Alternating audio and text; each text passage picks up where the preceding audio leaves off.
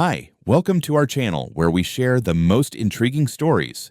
When a retired engineer defends his family's pristine lake from a pushy HOA, he uncovers a hidden sewage pipeline, forged documents, and a web of corruption. What began as a neighborly dispute erupts into a full-blown war for justice and the soul of his land.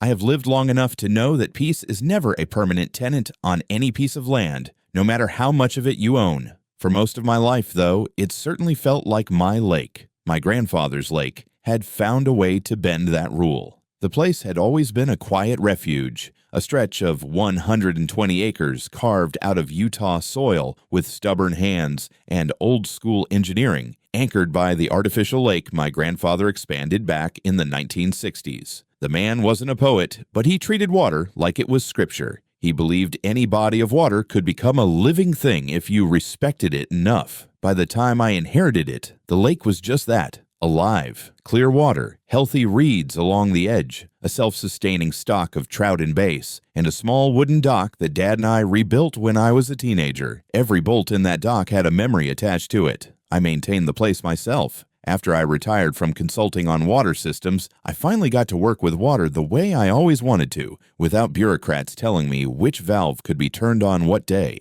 I cleaned the intake grids, serviced the old sluice gate, monitored algae levels in the summer, and kept an eye on the beavers that occasionally tried to turn my shore into their condo development. Life was predictable, peaceful, almost ritualistic. Sunrise coffee on the dock, evening walks through the pines, coyote prints on the soft bank after a night of hunting. Then came the HOA. More precisely, the real estate developers who apparently believed the world had been waiting for their masterpiece. North Lake Dominion, a name pretentious enough to tell any sane person to run the other direction. Before the bulldozers came, the southern part of my land bordered an empty cornfield. Then one morning, that field sprouted foundations, concrete mixers, and architects with too much cologne. Within a year, the former cornfield had transformed into a maze of luxury townhomes, all of them beige, boxy, and built so close together the residents could probably share a toothbrush without leaving their bedrooms. At first, I didn't care. Their land was their land. Mine was mine.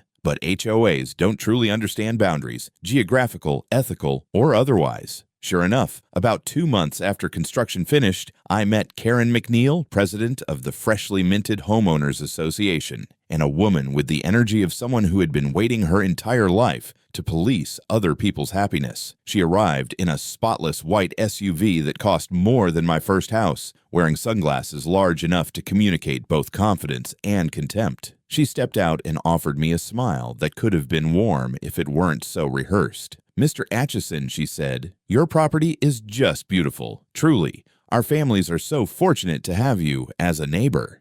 I knew immediately she wanted something. She gestured at the lake as if she were pointing out a public attraction. "We've been discussing the possibility of building a small community pier. Nothing obtrusive, just a modest recreational space. The children would absolutely love access to the water. It would elevate the neighborhood tremendously." She paused, as if expecting me to melt with gratitude. I didn't. "This lake is private," I said. "Always has been. I'm not selling the shoreline." Her smile tightened only slightly, but it was enough to reveal the steel beneath the sugar. "Oh, of course, she murmured, nodding with exaggerated understanding. "I just thought you might appreciate making a goodwill gesture. After all, a community thrives when everyone contributes."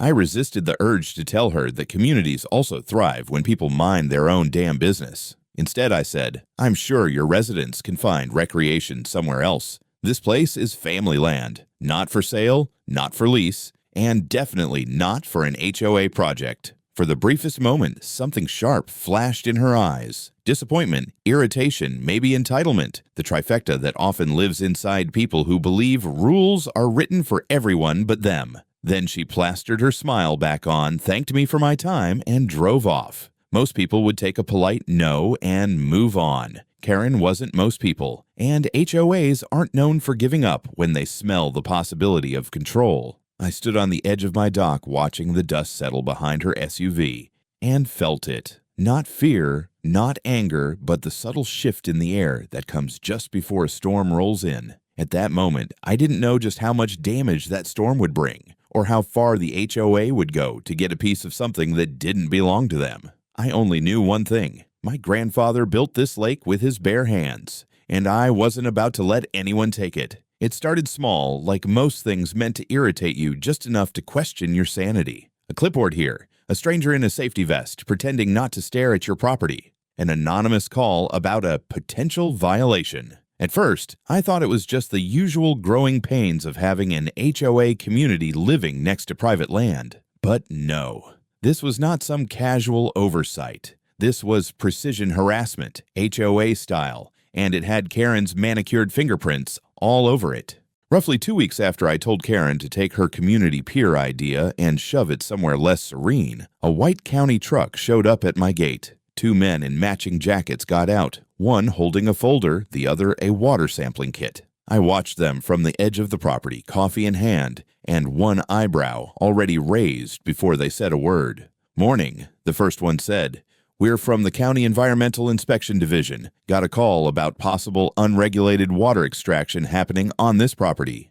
"Is that so?" I said. The other one was already looking toward my shoreline like he expected to find a network of industrial pipes sucking the lake dry. I set my mug down on the fence post and stepped a little closer. "Do you have a warrant?" I asked. The man with the folder blinked. No sir, but..."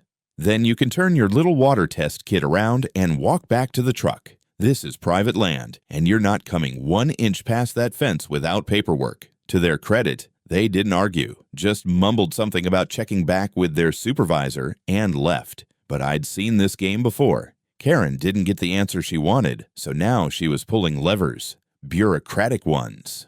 2 days later, a letter arrived from the county's Department of Public Safety. It claimed that my lake, posed a potential hazard to the nearby subdivision. The wording was vague. Unfenced shoreline, risk to minors, visual exposure from adjacent residential properties. It read like someone had described a puddle in the middle of a theme park and wanted to charge admission just to worry about it. I called my attorney, Mike Rose, and emailed him the letter.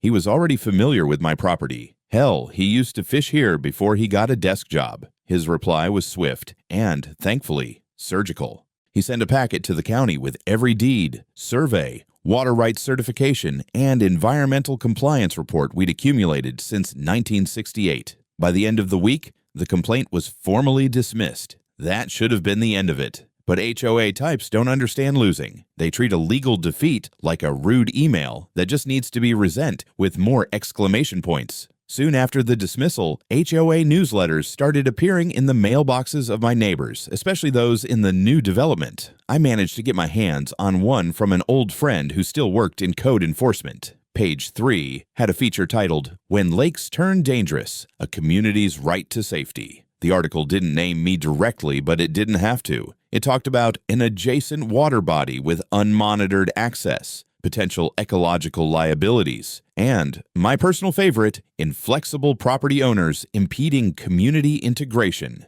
The subtext had all the subtlety of a brick through a window. The message was simple: I was the villain, and Karen was crusading for the children. That same week, a group of new residents, clearly organized, started hovering near the southern fence line. I caught one guy with a drone flying low over my dock. Another stood outside my gate with his arms crossed, staring at my security cameras like he was trying to memorize the blinking pattern. I installed additional signage: "No trespassing, private lake. Violators will be prosecuted." I even had the signs printed in Spanish, just so nobody could say they didn't understand. Then, late one night, I spotted movement near the tree line. Infrared camera caught 2 silhouettes with flashlights pacing near one of the old boundary markers. I called the sheriff's office. Not emergency, just a report. They said they'd send someone by to patrol the area more frequently. Whether they did or not, I couldn't say. But the next morning, the fresh boot prints were still there, leading straight up to the fence line. They hadn't crossed it. Not yet. That's when I realized Karen wasn't testing the boundaries of the law. She was testing me. So I escalated. I hired a private security company. Nothing excessive, just one off-duty cop to make random evening rounds and check the cameras. I also had them install motion-activated floodlights along the southern edge, the kind that snapped on like a stadium lighting up before a concert. I didn't even care if it annoyed the neighbors. That was the point. The last straw came a few days later when I got a knock at the door just past sunset. It was a guy in a polo shirt with a clipboard, mid-30s, smug, and way too confident for someone trespassing on private land. "Evening," he said. "I'm with Dominion Infrastructure Services, subcontracted by North Lake Dominion HOA. Just doing a routine survey of property lines in preparation for potential community projects." I stared at him. "You're surveying my land?" "Well, technically just the perimeter." I shut him down fast. "Turn around. You've got 5 seconds before I call the sheriff and have you charged with trespassing. And don't come back unless you're carrying a court order in one hand and a settlement check in the other." He didn't argue, but his smirk said everything. These people weren't interested in compromise. They were playing chess. Problem was, they didn't realize I'd been playing water politics long before their little subdivision was a line on a zoning map. I stood out on the dock that night with a thermos of coffee, watching the reflections ripple across the surface of the lake. This place wasn't just mine. It was history, blood, sweat, and legacy. And if Karen and her army of beige-housed busybodies wanted to keep pushing, they'd soon learn just how deep this water went. At first, I thought a deer had died somewhere downwind. It wasn't unusual. Coyotes don't clean up after themselves, and when something rots in the Utah summer, it lets the whole damn forest know. But this wasn't that. This was different, more acidic, sharper, a hint of sewage clinging to the breeze, like something had crawled out of a septic tank and decided to sunbathe on my shoreline. I noticed it about a week after my last run-in with Karen's clipboard squad. I was walking down to the lake for my usual morning inspection. Water levels, gate function, algae bloom checks. As I stepped onto the dock, the smell hit me like a punch to the throat. Not overpowering, but unmistakably foul. Faint, but wrong. I chalked it up to runoff, or maybe an animal issue upstream. By noon, the smell was worse. By sunset, it was crawling up the slope and into my house through the window screens. Then came the fish, dead trout, belly up.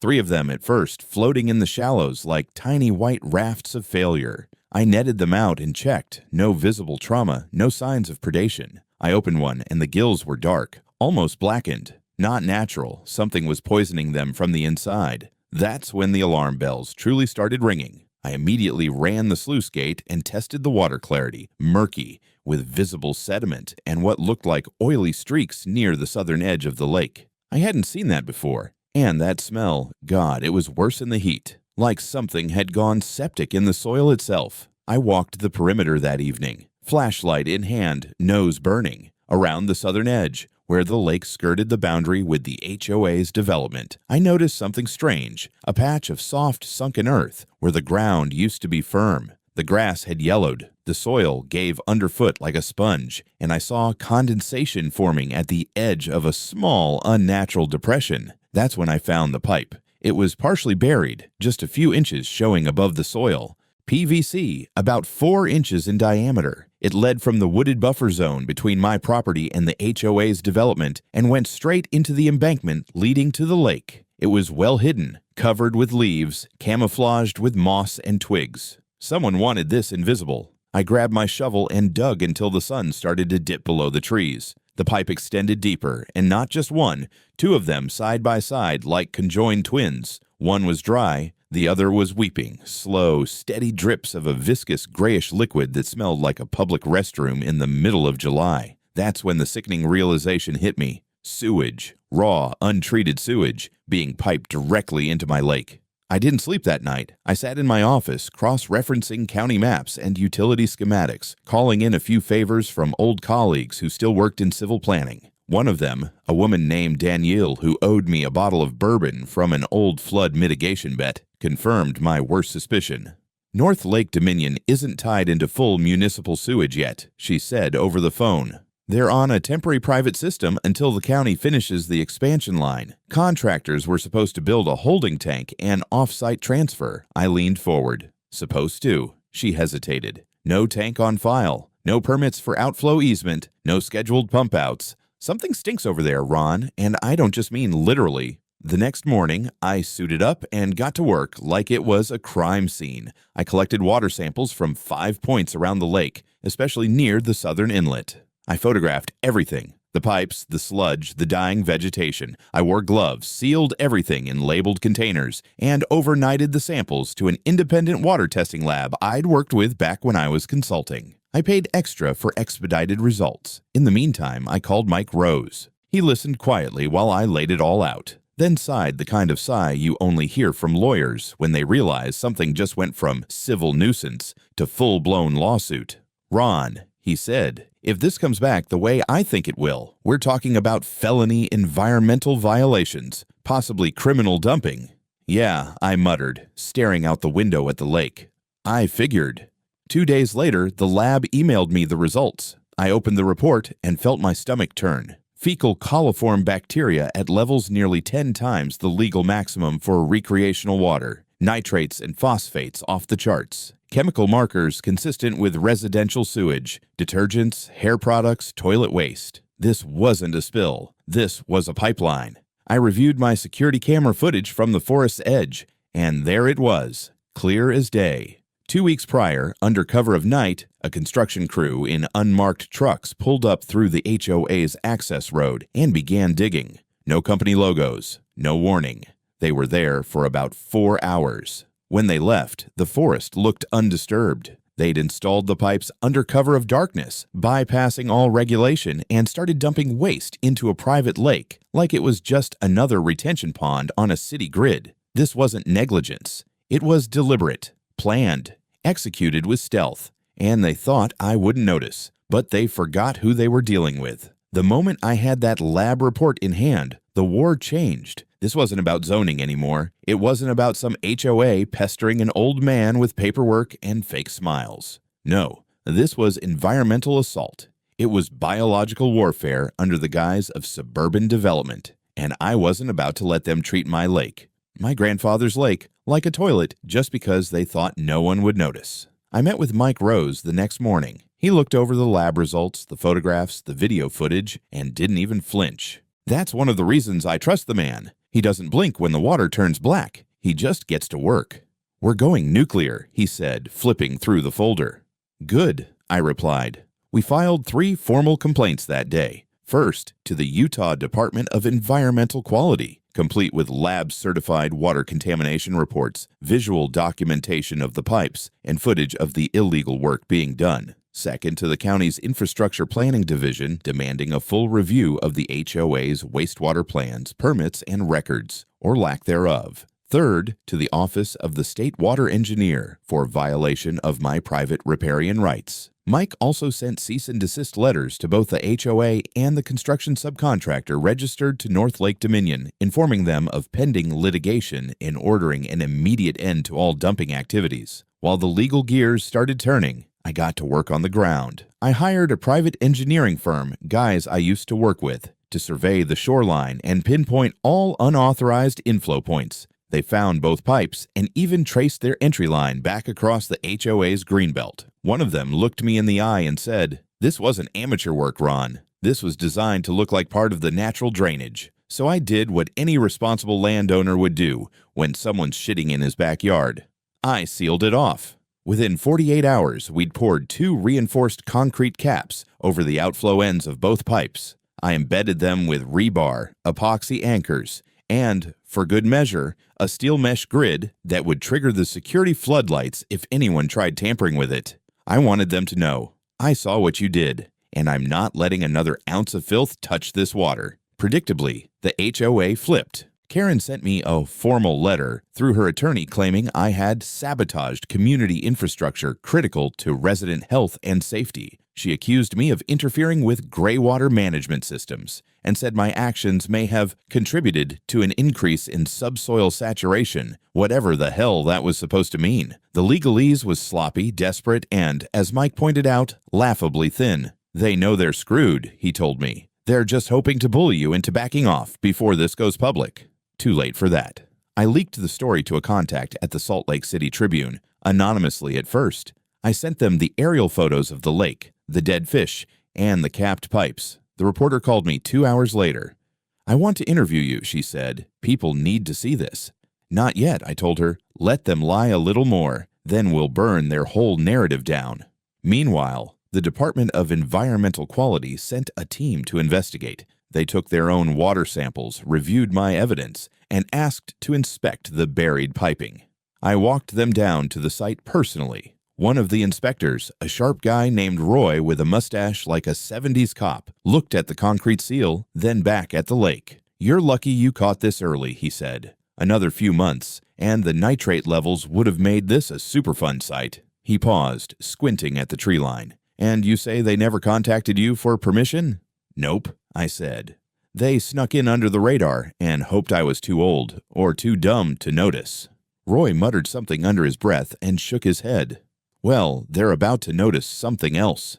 2 days later, a notice of violation was posted to the front gate of the North Lake Dominion HOA's community office. The county ordered a full review of their utilities, halted all future construction permits, and opened an investigation into unauthorized wastewater disposal into private environmental zones. And what did Karen do? She doubled down, of course. She held a community emergency meeting where she claimed I was a radical property hoarder, someone who refused to share natural resources with the community.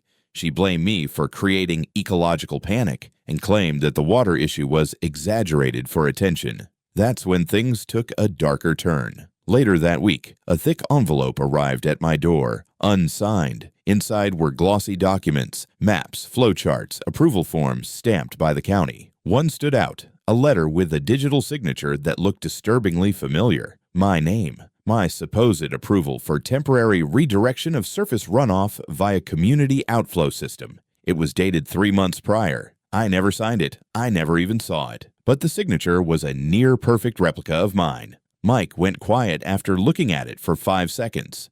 "This," he said, "is forgery. And whoever did it used your signature to justify a wastewater crime." I leaned back, my heart pounding. "So, what now?" He looked at me, deadly calm. "Now, we treat this as a criminal case. We go after them for fraud, environmental damage, and document tampering. You're not just a victim anymore, Ron. You're the star witness in a felony investigation." That night, I stood on my dock again, this time with a floodlight behind me and my hand resting on the old wooden railing. I stared out at the water, darker than usual, still healing, and for the first time in weeks I felt something unexpected. Rage. Not the kind that burns out quickly, the kind that simmers, because they hadn't just polluted my lake. They'd forged my name. They'd tried to bury me in bullshit and paperwork. And now they were going to learn what happens when you back a man like me into a corner. I always believed that paper trails didn't lie, that if something was written, signed, and stamped, it could be trusted. But then I saw my own name staring back at me from a document I'd never laid eyes on, giving permission for something I would have rather set myself on fire than approve. And just like that, the last drop of my faith in bureaucracy evaporated. Mike wasted no time. We submitted the forged document directly to the county sheriff's office and the Utah State Attorney General's Environmental Crimes Division. Alongside it, we provided a full dossier, the lab reports, videos of the pipe installation, engineering assessments, the HOA's complaints, and, most damning of all, multiple side-by-side comparisons of my real signature and the counterfeit. Even a drunk third grader could tell the fake was too perfect. No natural variation, no hesitation lines, just a clean, robotic trace of my signature. And yet, someone filed it as official county documentation. That meant one of two things. Someone in the HOA forged it and got it through the system by faking everything, or someone inside the county helped push it through, knowing damn well it was fraudulent. Neither option was better. Both were criminal. 2 weeks after we filed the complaint, things started shaking loose. A junior engineer from the county planning department, who I'll call Evan, reached out anonymously through Mike's office. Nervous, stuttering, and clearly in over his head, he said he'd seen internal emails between a senior official and a private development rep from North Lake Dominion. In one of them, there was direct discussion about expedited wastewater solutions through discretionary approval, and a note that the HOA had assurances from the landowner, meaning me. Evan forwarded us everything, names, emails, a scanned version of the fake approval with metadata showing it had been uploaded from an HOA-affiliated domain. The man who signed off on it from the county side, Dennis Calloway, head of planning for the entire district. I'd met him once, years ago. Slick hair, cheap cologne, a handshake like an old eel. That's when the missing puzzle pieces fell into place. Karen hadn't just gotten creative, she'd bribed her way into legitimacy. At some point between the lake purchase talks and the illegal piping, she or someone close to her had paid off Callaway to greenlight a fake permit, giving her HOA cover to start dumping waste on my land. She knew it wouldn't last forever, but it would last long enough to get her pier, her neighborhood access, her damn fairy tale of lakefront luxury, at my expense. Mike forwarded the full dossier to the press. The next day, the Salt Lake Tribune ran a headline above the fold: Private Lake Poisoned by HOA, Forgery Corruption Alleged in Suburban Scandal. I woke up to 33 missed calls. TV crews parked outside the HOA clubhouse by noon. One of them caught Karen storming to her SUV in a pink pantsuit and oversized sunglasses, barking into her phone while avoiding every question thrown her way. Later that day, she issued a public statement calling the allegations baseless and defamatory, and accused me, of using the incident to inflate personal property value by attacking community infrastructure. Classic Karen. When cornered, she bites the air and blames gravity. But this wasn't just media theatrics anymore. The sheriff's office launched a formal investigation into Callaway. Within 48 hours, county auditors showed up at the planning department and seized his work laptop. By the weekend, he was placed on administrative leave. By the following Tuesday, he was fired. Then the subpoena started. The HOA's board of directors, every one of Karen's cronies, were all called in for depositions. Their contractor, who initially denied everything, suddenly found religion and started cooperating.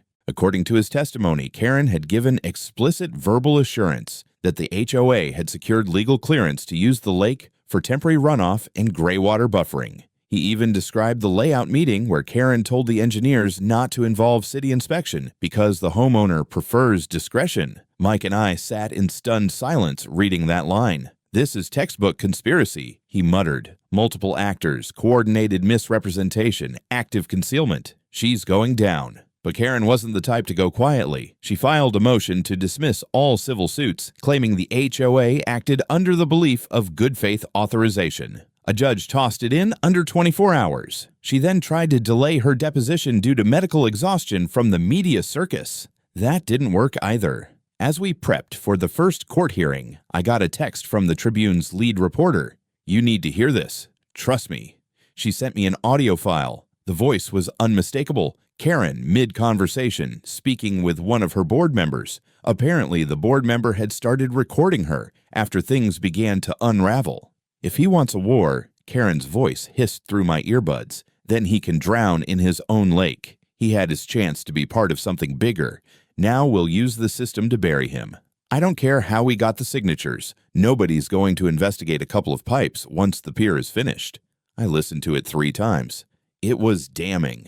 Calculated, unhinged. We turned it over to the state attorney general's office immediately. By the end of the week, Karen was formally charged with 3 felony counts: forgery of public documents, conspiracy to commit environmental violations, abuse of public resources through bribery and fraud. She posted bail, of course, but by then, public opinion had already turned on her. Residents of North Lake Dominion were demanding a board recall. Protest signs popped up in front yards. "Not in our name. Save the lake." And my personal favorite, "Karen dumped shut in our neighborhood," spray painted across a bedsheet and hung from a garage. I didn't celebrate. Not yet. Because something told me Karen wasn't finished. You could see it in her eyes the last time she appeared on the news. Cornered, desperate, clinging to control like it was a life raft in a sea of fire. She'd already crossed lines most people wouldn't dream of. And I had the sinking feeling she was about to cross one more. There's a particular kind of silence in a courtroom just before the storm hits. Not the respectful kind. Not the reverent hush of people awaiting justice.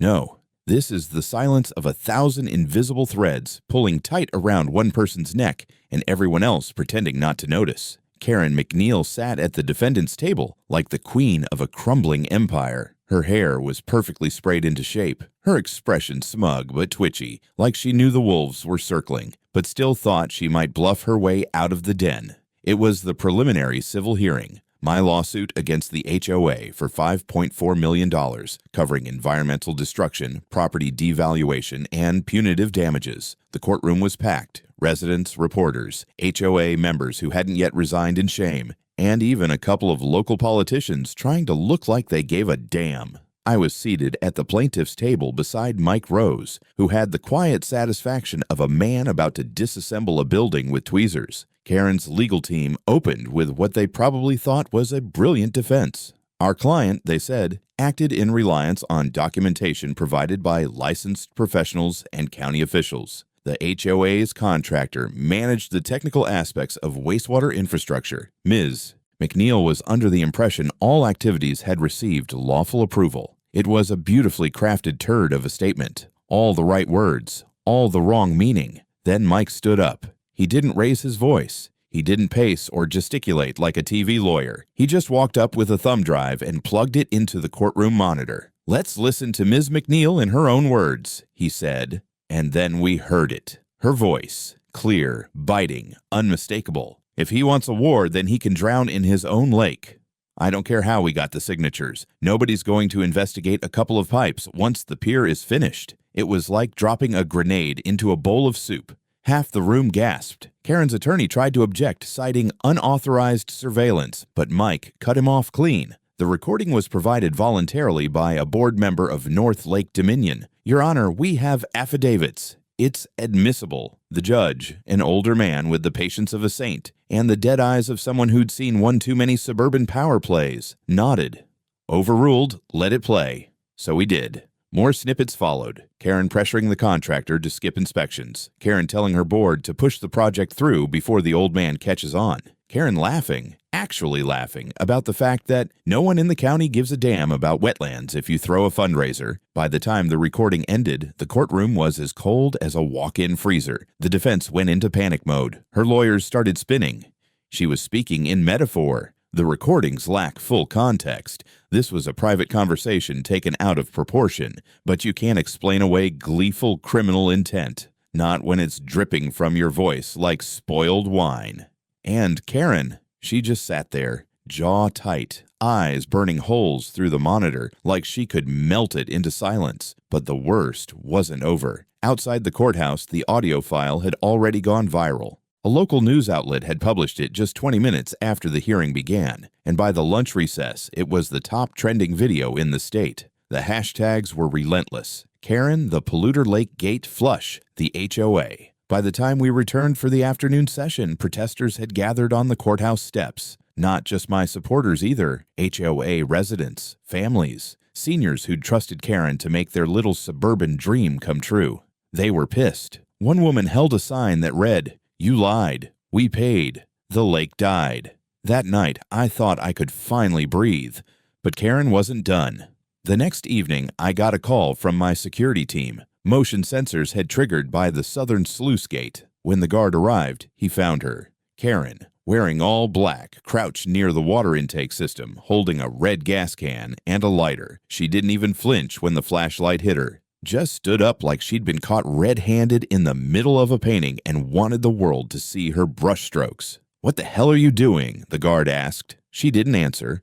The sheriff's deputy arrived 10 minutes later and arrested her on the spot. Charges: attempted arson, attempted destruction of evidence, trespassing, and violation of pretrial conditions. Turns out, her plan was simple and stupid. Torch the filtration hub, blame it on a malfunction, and cast doubt on the contamination timeline. With the system destroyed, it would be harder to prove when and how the damage occurred, especially if she could claim the lake was already compromised by some other cause. The gasoline was traced back to a purchase she'd made earlier that week at a local hardware store, paid in cash, but she wasn't careful. The receipt had been tossed in the HOA dumpster, the same one the board had started combing for clues to save themselves. I don't know if she snapped or if this was always her endgame. Some people, when the ship goes down, try to swim. Others try to drag everyone under with them. Either way, it was over. The next morning, the headline read, "HOA President Arrested for Attempted Arson in Lake Pollution Case."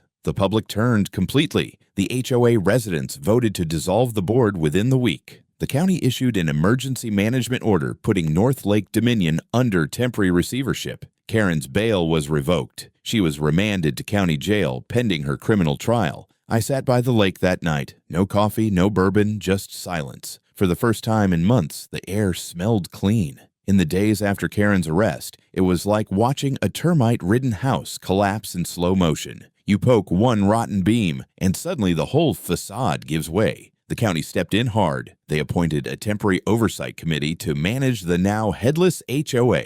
Residents, shell-shocked and furious, flooded local meetings demanding answers. Many had bought into North Lake Dominion believing they were joining an upscale, well-managed community. Now they were looking at plummeting property values, toxic PR, and a sewer scandal that made them the punchline of every late-night radio show, from Provo to Boise. Mike and I were still preparing for the full civil suit, but the criminal side had taken off like wildfire. The district attorney filed additional charges against Karen: attempted destruction of environmental evidence and conspiracy to commit municipal fraud. Her legal team dropped her within 48 hours. The state assigned a public defender, and even he looked like he didn't want to be there. But it wasn't just Karen under fire anymore. Following the subpoena of internal HOA emails, 2 board members and the original construction contractor were charged as co-conspirators. Their correspondence showed full awareness of the illegal waste system and the forged approvals. One email even suggested keeping the homeowner out of the loop until our infrastructure is locked in and too expensive to reverse.